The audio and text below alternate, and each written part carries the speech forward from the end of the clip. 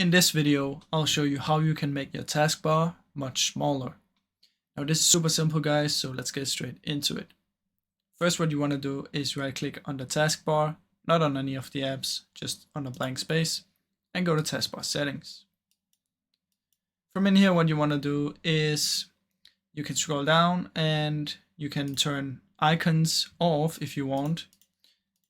This to make this go away, and to make the taskbar here smaller, you want to press and use small taskbar buttons. As soon as I press this, as you can see, my taskbar will become much smaller, and all the buttons down here will also become much smaller. So that's a way that you can make it much smaller. If you have this enabled, you can also turn it off to always hide the labels to make these much smaller. And that's basically how you can do it.